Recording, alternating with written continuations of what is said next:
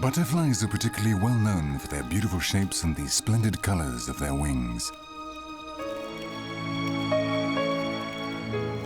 Their beauty has made them familiar to humans.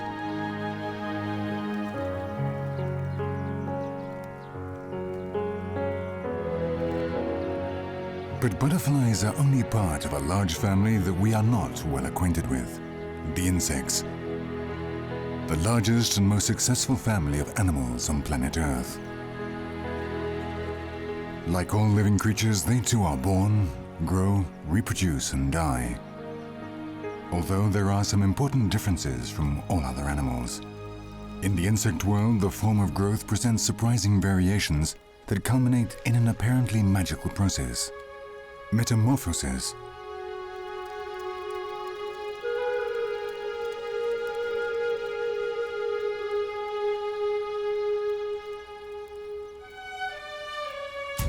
Their sophisticated life cycle, using some resources when young and others when adult, allows many of them to live 3 lives in one. And nature works the miracle.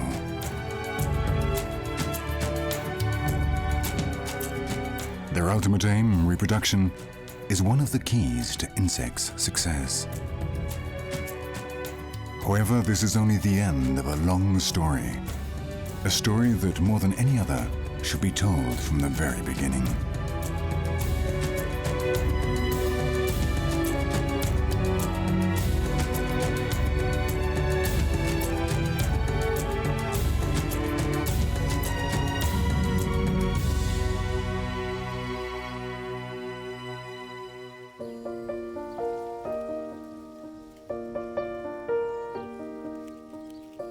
Insects lay their eggs in very different ways depending on the species and the environment they inhabit.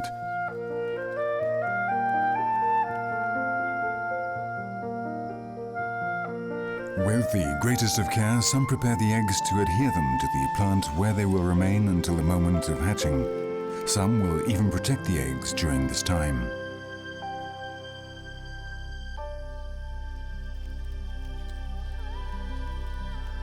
With stick insects, however, it is normal for the female to launch the eggs without worrying about where they land. The reason for this apparent lack of care is that frequently the eggs of these species have similar shapes and colors to certain kinds of seeds, and so can pass unnoticed by possible enemies.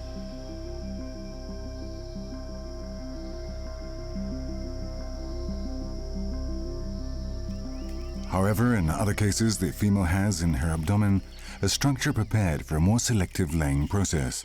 In this way, she can deposit the eggs in a place where she finds the best environmental conditions for their development.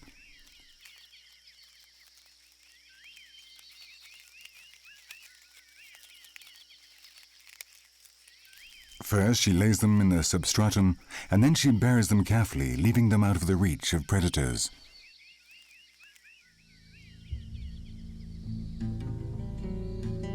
Stick insect eggs come in very different shapes, sizes and colors, but all of them have a hard shell and a protuberance through which the newborn animal will break the egg to reach the outside world.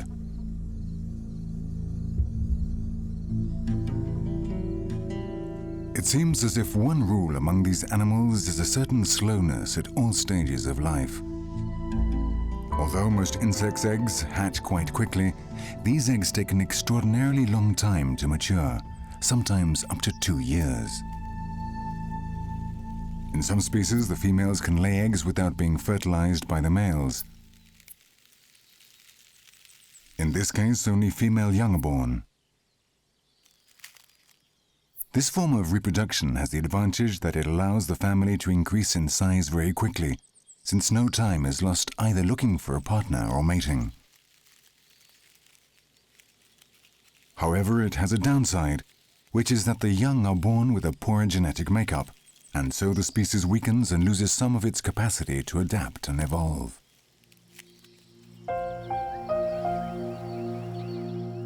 Immediately after birth, these stick insect young climb up the plants that will provide them with food and shelter.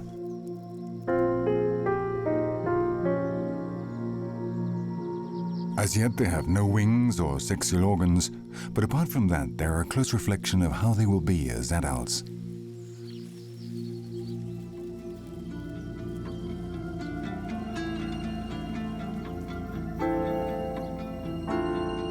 The young nymphs live their lives free of worries, trusting that they will pass unnoticed in the plants that accommodate them, adapting to their color and shape.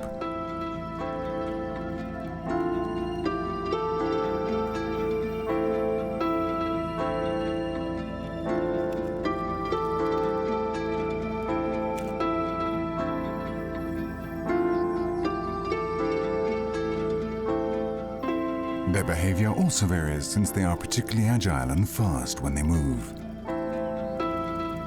The reason for such energy is that they imitate a type of ant that is very well respected for its chemical defenses, and they make the most of this close similarity.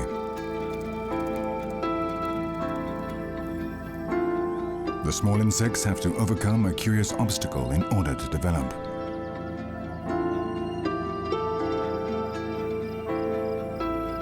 Unlike soft-bodied animals, insects have a hard cuticle, which is a kind of external casing that stops them from growing, as if they were enclosed in a tailored suit. They must free themselves from this suit a number of times during their lives in order to continue growing. In these successive molts, a process known as ecdysis, the skin comes loose and is removed, as if it were undressing. While this occurs, the animal takes the chance to inflate itself with air or water, thus making its body grow. All this must be done with a certain urgency, since a new cuticle will soon start to harden around it.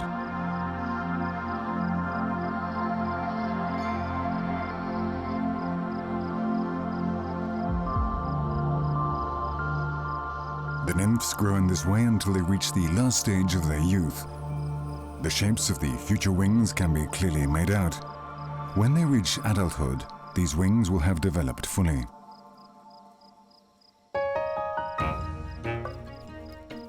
Caterpillars also grow by means of consecutive molts, but generally they do not enjoy the privilege of camouflage that stick insects do. They are obliged to take advantage of the short time during which the old suit sets them free. It should not be forgotten that during ecdysis, they are completely unprotected from external dangers.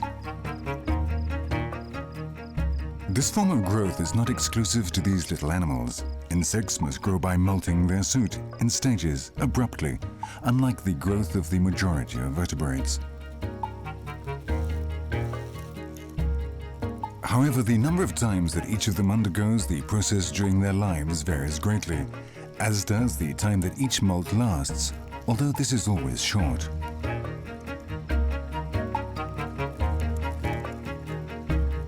What happens after the last of these is also different, depending on each case. Although one way or another, it is always a step towards the marvelous moment of metamorphosis.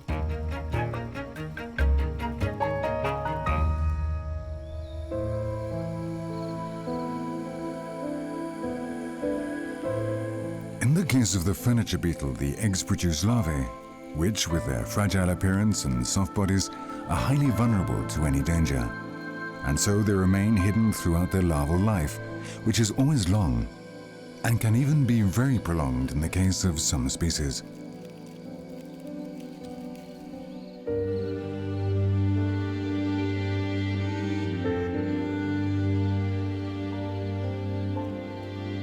The image of a grasshopper. Perfectly represents gradual metamorphosis, one of the simplest forms of growth among insects.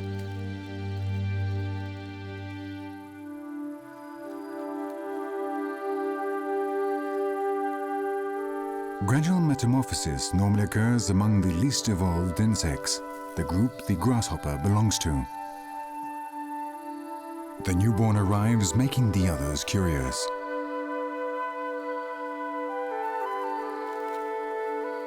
In the case of grasshoppers, the simplicity of the metamorphosis is clear.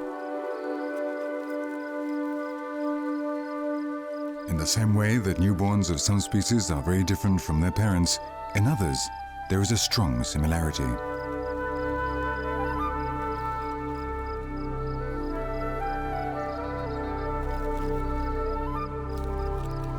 The shape and appearance, food systems, and the organs of the young are very similar to those of the adult. A small grasshopper can be recognized immediately.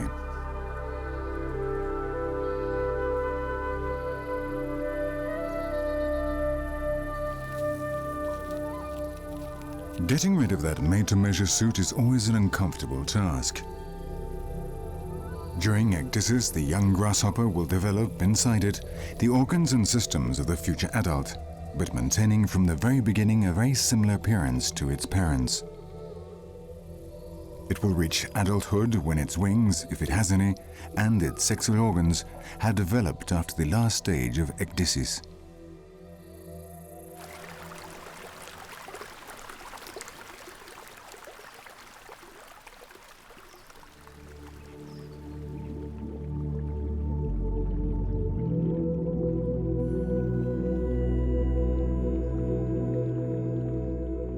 Underwater too, we find examples of this kind of development through metamorphosis. Some insects spend their adult lives on land, although their larvae are born and grow underwater. The dragonfly is the best example of this development. The morphology of these aquatic larvae is quite similar to the one the adults will have. The insect can pass through between 8 and 18 stages.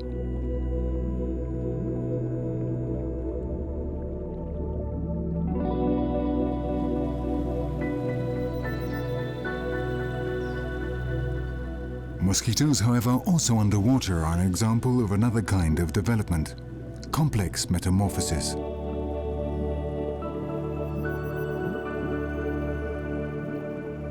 Furthermore, mosquitoes have a peculiarity that is unique to their metamorphosis.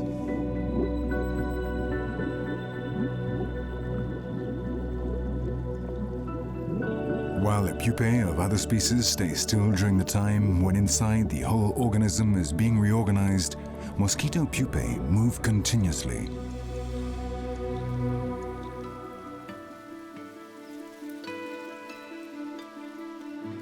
Insects are often distinguished by the fact that their morphologies are particularly different in the young and adult stages. The butterfly and its larval stage of caterpillar are probably the greatest illustration of this difference. Upon entering the world, the first thing the caterpillar does is to eat voraciously. This is its only function in life and its only activity, feeding in order to build up a store of energy, which it will pass on to the butterfly when metamorphosis is complete. In fact, butterflies lay their eggs directly onto the plant that will act as food for the caterpillars.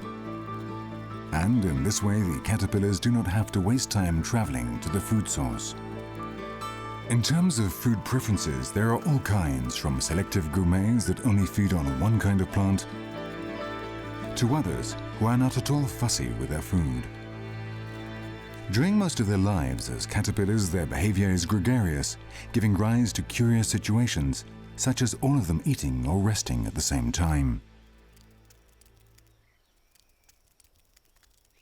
The reason for this frenzy of eating is that during its life as a caterpillar, the animal has to grow quickly to accumulate all the energy it needs. This is not easy if we bear in mind its small digestive capacity and tiny size when born. From when a caterpillar is born until the time it reaches its greatest development, its weight is multiplied thousands of times over. In fact, if a human grew at the same rate as a caterpillar, on reaching adulthood, he would weigh between 6 and 9 tons.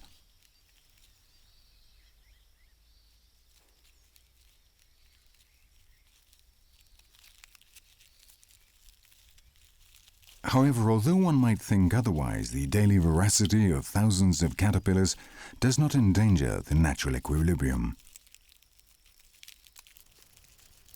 There are indeed many species known to be plants' most deadly enemies, but on many occasions nature wields its defensive weapons to maintain the biological order.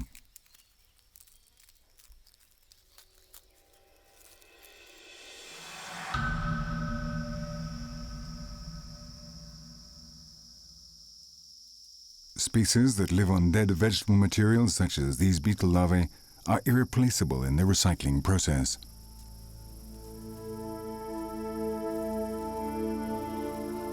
They chop up their food with the help of their powerful mouthparts, and they can digest it thanks to the presence of specialized microorganisms in their digestive tracts. These beetle larvae resemble butterfly larvae in their great mobility and insatiable appetites, although unlike them, they feed on decomposing vegetable material.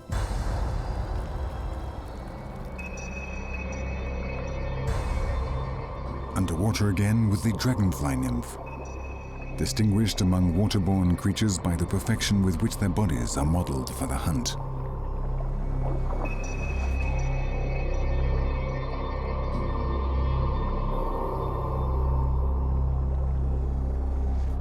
Always ready, on the lookout for fish, tadpoles, and insects that it hunts down with feline movements.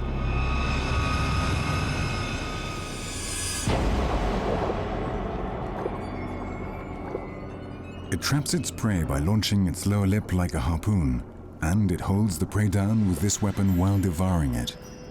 This is a very accurate tool that allows the animal to get the food it needs to reach adulthood. Under the water, the feeding systems of the young insects are the same as on land. Whether vegetarian or carnivore, the evolution of both aquatic and terrestrial insects is aimed at making the most of the medium they inhabit.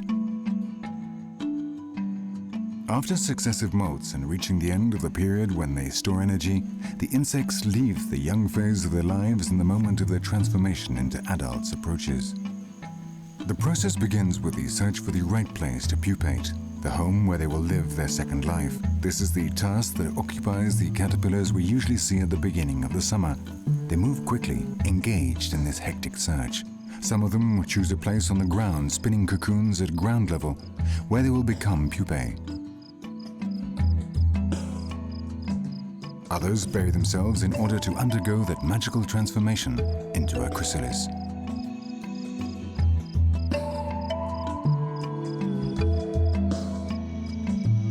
The adult insect's physical elements start forming within the cocoon. The proboscis of this future butterfly can already be seen in this immobile chrysalis, and it is not for nothing that it is the world's largest known example.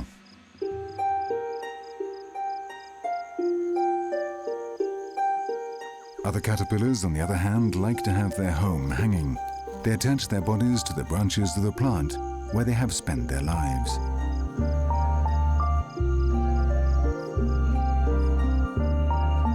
For this, they spin a silk cushion and hook themselves to it by the rear, while they attach their foreparts to it by means of a clamp, a strong thread, also made of silk, which they have spun.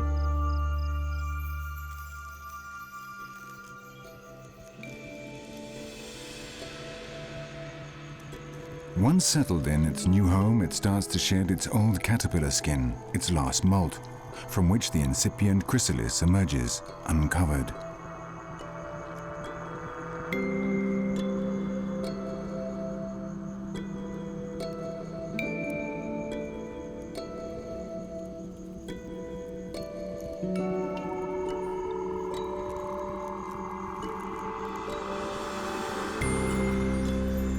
However, the moment of chrysalidation is complex and vitally important, since if the pupa fell to the ground or was left in a bad position, the resulting malformation would be irreversible.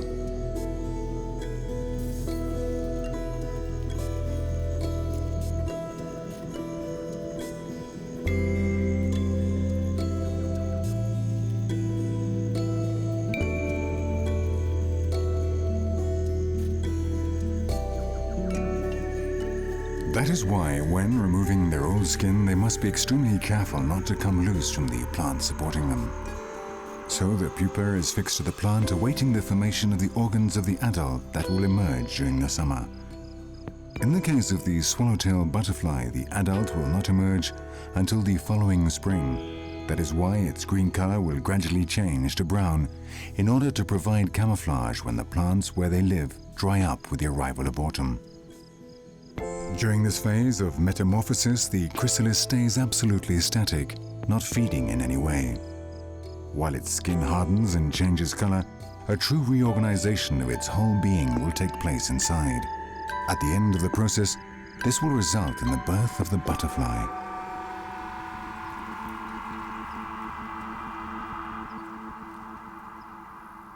When the moment arrives, the beetle larva also produces a cocoon, a kind of case to which earth sticks, thus providing camouflage against the surroundings.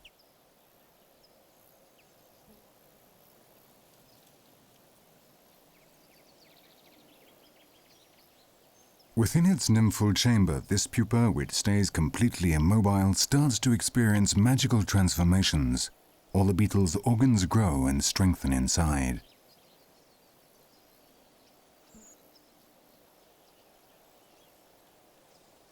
Little by little, it is possible to make out the forms of the future beetle. Its wings, its head, its abdomen. Slowly and gradually, nature performs the miracle.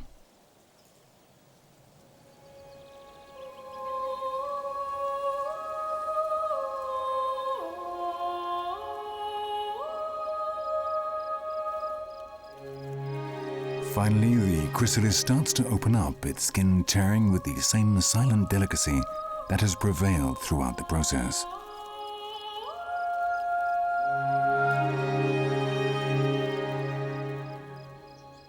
Metamorphosis works a wonder. The caterpillar, just a worm to some eyes, becomes one of the animals most admired for its beauty, the butterfly.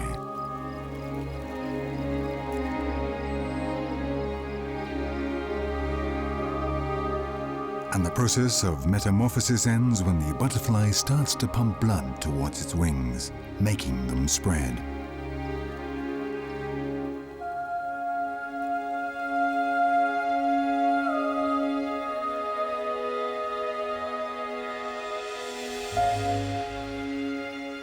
Caterpillar bodies and butterfly wings, two worlds that are totally different yet which share the same central character. The life cycle in constant renewal.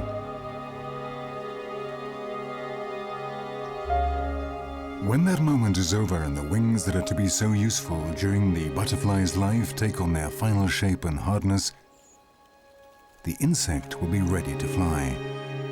Its destination is sexual intercourse, which will restart the beautiful process that best represents the life cycle.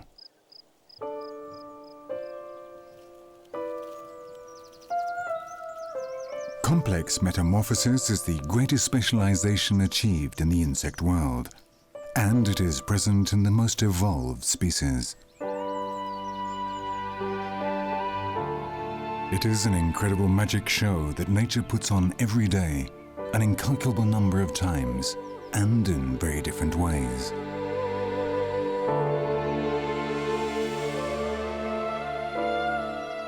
The birth of a butterfly is a marvelous thing, but the metamorphosis that occurs in other insects is no less wonderful.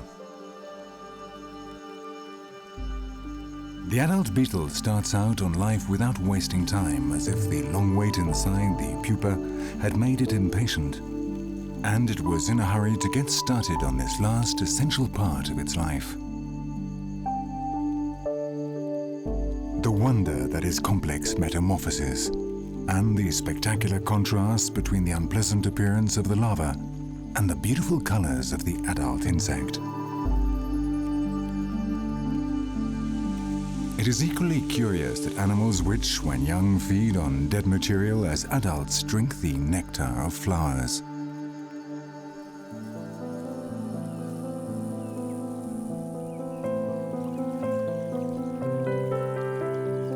The dragonfly has ended its youthful development and is preparing to fly, taking on a new appearance and coloration.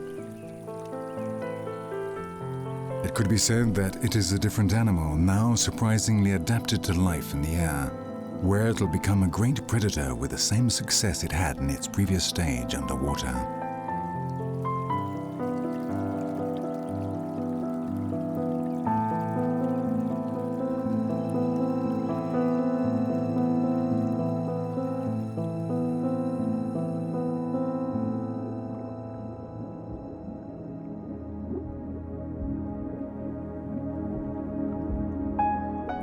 mosquito has also just emerged and is ready to begin its new life.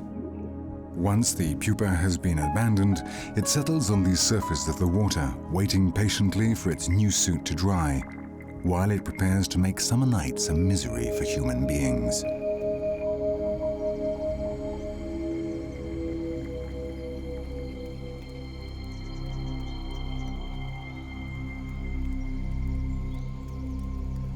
Feeding in order to live is perhaps the oldest fact in the Earth's history, a need that is common to all living creatures, and which insects also share in their adult life. However, how many more surprises await us as we look even closer at the fascinating world of how insects feed?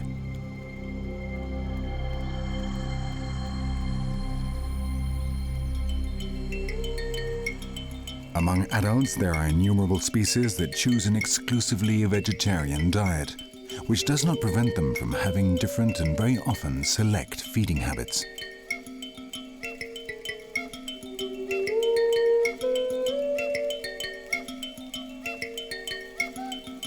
In one way or another, and depending on the case, the leaves, trunks, roots, flowers, seeds, and fruit of all kinds of plants can form part of this immense larder that nature has made available for insects.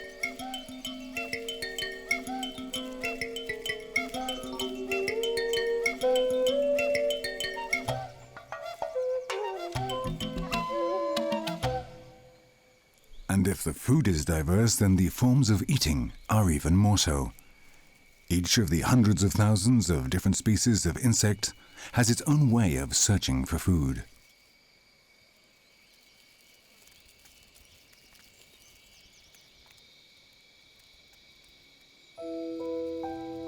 Sipping the nectar from flowers is one of the most common. Some insects do so by introducing their mouthpieces, adapted for sucking into the flower.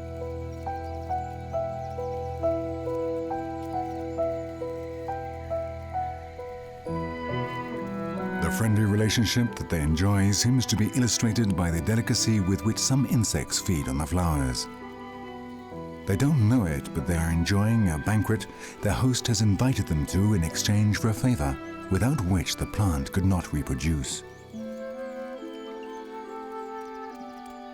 By searching for food, insects play a crucial role in the pollination of flowers, and that is why they are necessary for reproduction.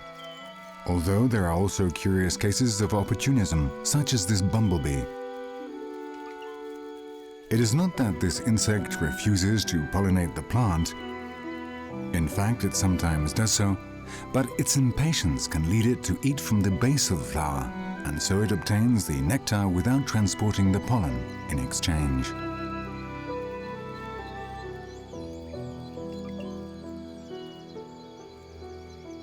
However, the bumblebee's case is an exception. The most common case is for insects and plants to need each other. In fact, there are cases of plants which, when moved away from their natural habitat, die without being able to reproduce due to the lack of the insects that pollinated them in their natural environment. Of course, today, technology is able to solve that problem, but even so, nature continues to prefer her own methods.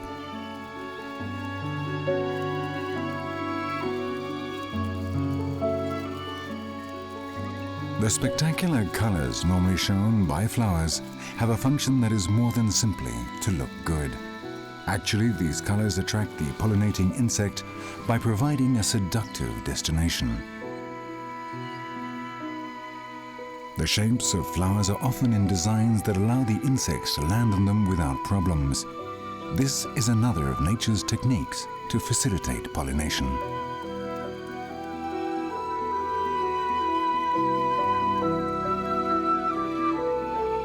In accordance with their elegant appearance and delicate manners, butterflies have transformed their mouthpieces into their proboscis, a kind of long trunk that is rolled up when the animal is not eating and which is unrolled when the creature wants to reach the nectar.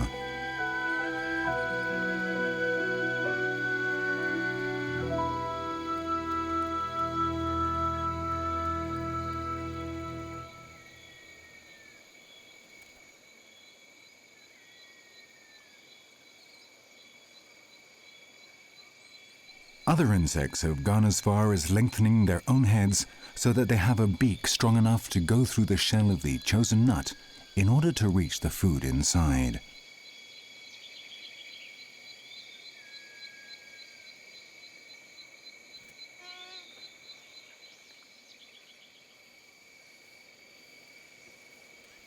Some carnivores have developed a stiletto. The system is basically the same, only the type of food varies. With it, they puncture the victim alive and suck it until it is completely empty.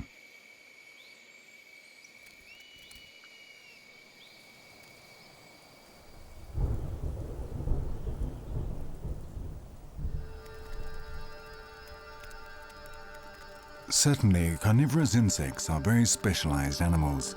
All their organs and systems are prepared to feed on living creatures.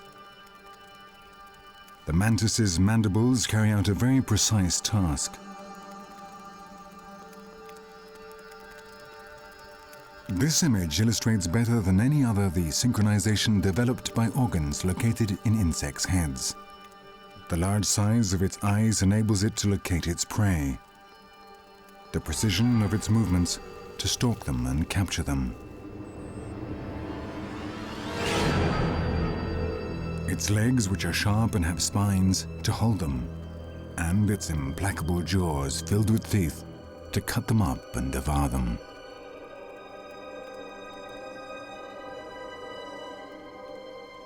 Without doubt, the sensory organs developed by predators are much more complex than those of vegetarians and their conduct much more elaborate. Mantis and dragonfly, two specimens that reveal nature's ability to create insects that are conceived exclusively for hunting.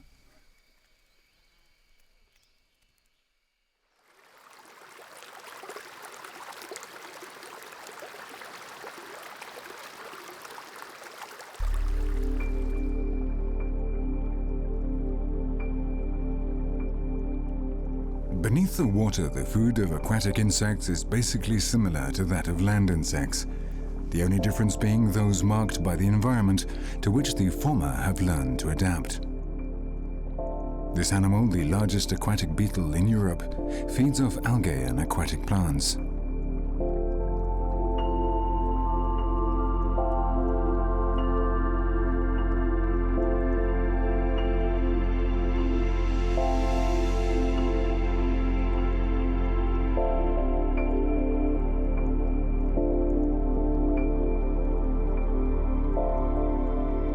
When it is time to feed, the water scorpion captures and holds the invertebrates off which it feeds in its forelegs, using the system of stinging and sucking the victim.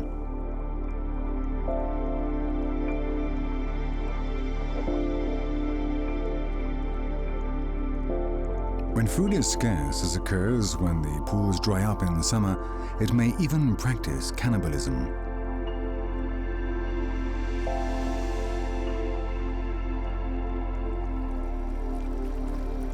This is the case of the backswimmers, called so due to the way in which they move using their long back legs as oars to swim just below the surface of the water.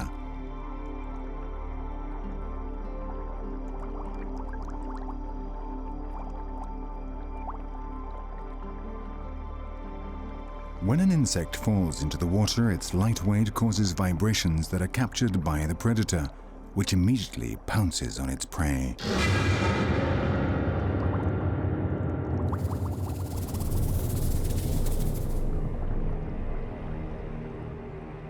Its hunger is satiated.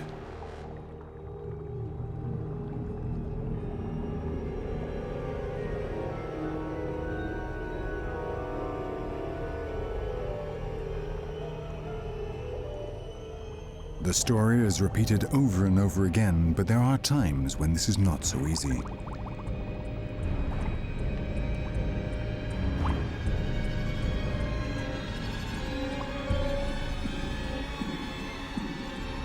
Some victims fight for their survival.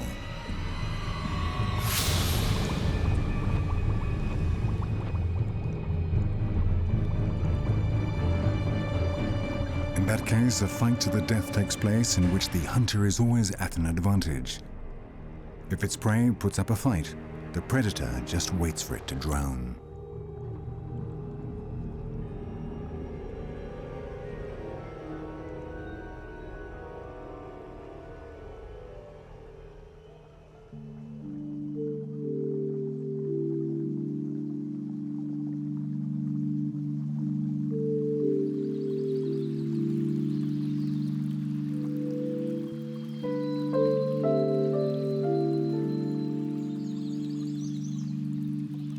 An inhabitant of the river backwaters which it occupies in large colonies, the water strider have become accustomed to living on the water, thanks to the surface tension and the fact that the insect's weight has diminished and its legs, which have a cushion of fat, have been considerably lengthened.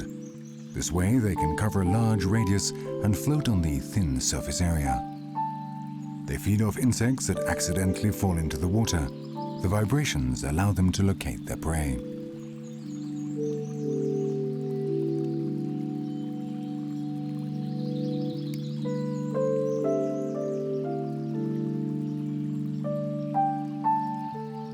They sting the victim and suck out the liquid while using their forelegs to grasp it.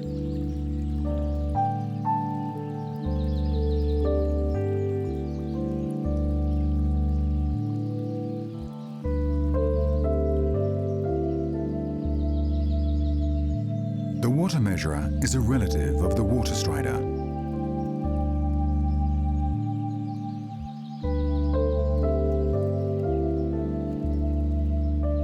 Floats on the water using the same technique as the water strider, but prefers the vegetation that floats on the surface.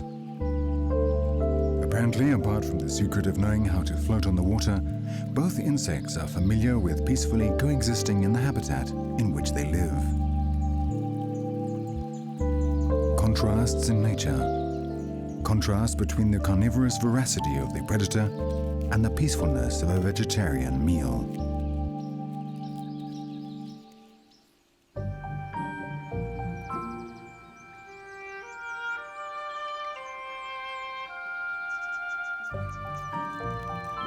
These beetles feed off dead matter and excrements, thereby contributing to the constant regeneration and enriching of soil nutrients.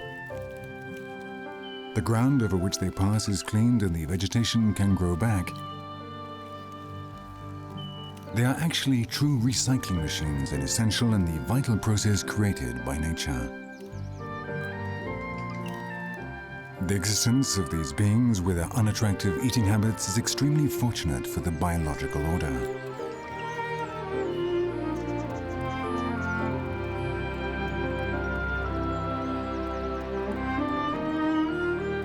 To feed, all insects, both vegetarian and carnivorous, need the help of their feelers, legs, and their eyes.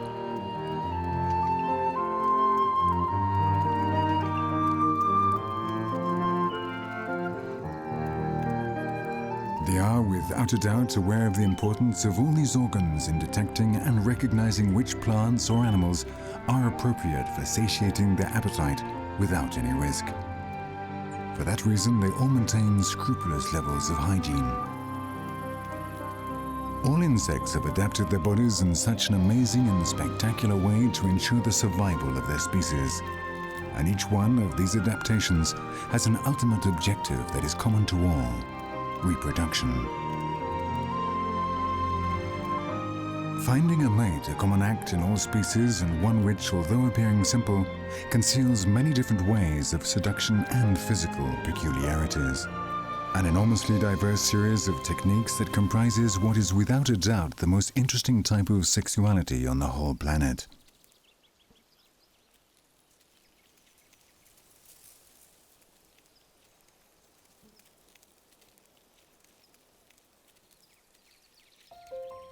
Flirtation between the males and females, a rite that is as ancient as the earth itself, which only the hermaphrodite species can afford to do without.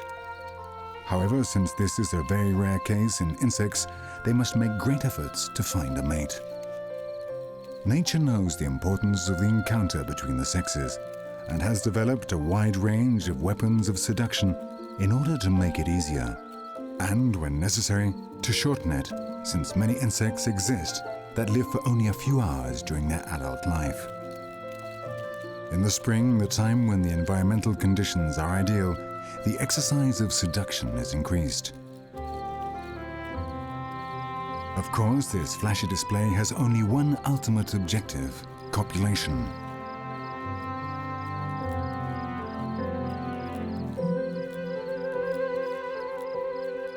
In this case, the male and female look similar, but this is not always the case.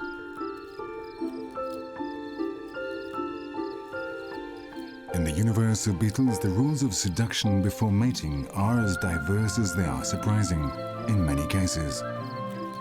The female sometimes gives off a penetrating odor that may attract thousands of males at one time. The physical differences between males and females from the same species are important in many stages of sexual behavior among beetles and are not governed by any particular rule, but some may affect any part of the morphology of the male or the female.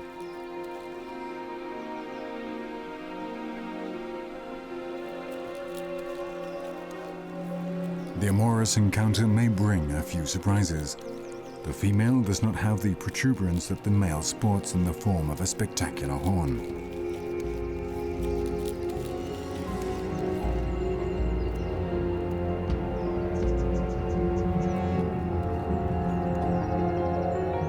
In fact, they could be considered as different animals, and yet that physical difference plays a very important role.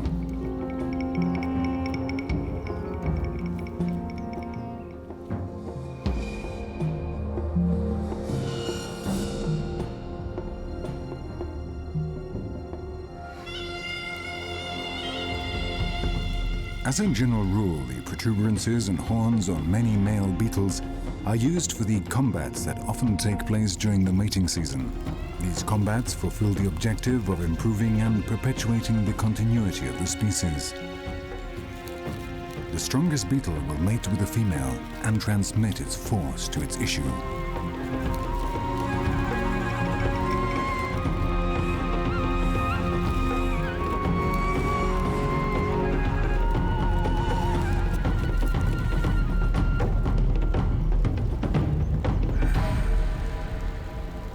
The males of some species may find a mate at a long distance thanks to their inordinately large feelers. They use them to capture the odorous calls emitted by the females during the phase prior to mating. The amorous encounter between grasshoppers is quite surprising. Most male grasshoppers are smaller than the females. This often makes it necessary for them to contort their abdomens to copulate with their female companions. An extremely uncomfortable posture, especially if it is considered that some grasshoppers copulate for several days and can even search for food without interrupting sexual intercourse.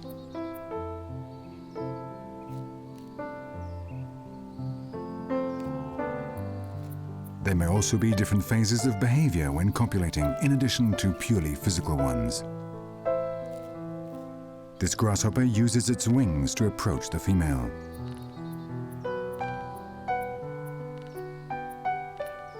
The female is much more passive at the time of making the approach.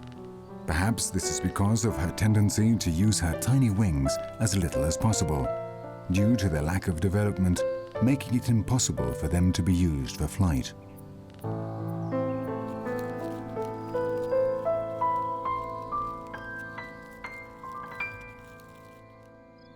The most beautiful animals of all insects, maintaining and even improving their elegance at the time of copulating.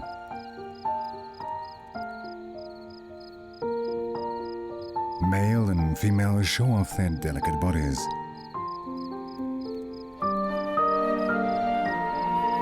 The male pumps sperm into his female companion for many minutes to fertilize her.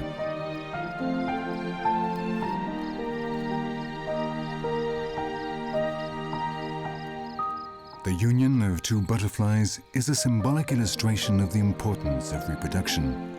It's the last moment in the life of an insect. For at that particular moment, they are risking their lives. During copulation, butterflies are at the mercy of their predators.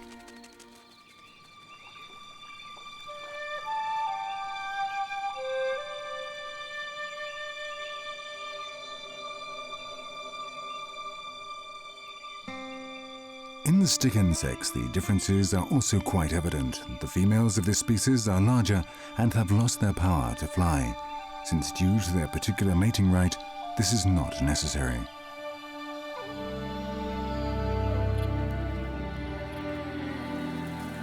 The female emits certain chemical substances that attract the males, which fly over long distances to their female companions.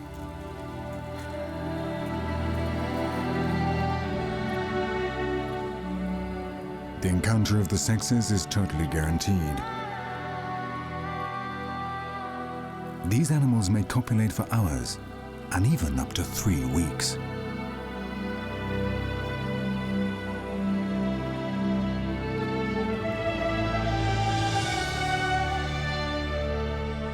During that time, the tiny winged male literally hangs from the body of its mate.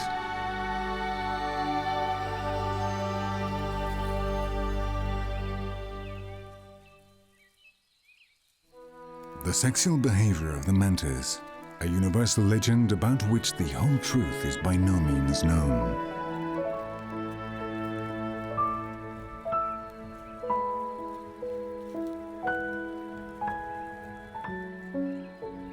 The male cautiously approaches the female, which is busy devouring her prey, and suddenly pounces on her.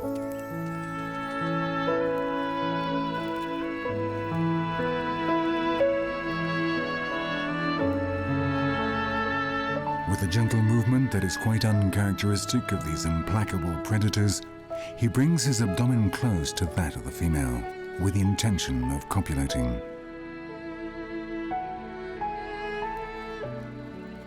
But the copulation rite of the mantis immediately takes on the character that has made it so famous. In 1 out of every 5 sexual acts, the male is devoured by the female.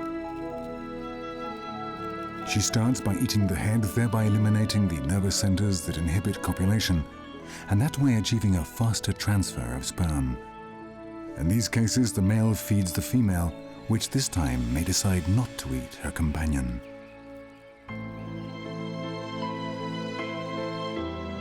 The change from a young insect to an adult one is quite different from that of other animals.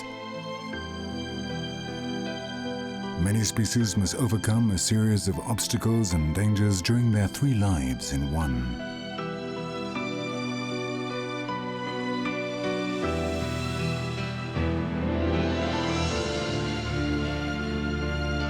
The growth processes are so amazing that they constitute a world of unexpected surprises in themselves, and also a lesson about the quiet and age-old struggle of these tiny beings to survive.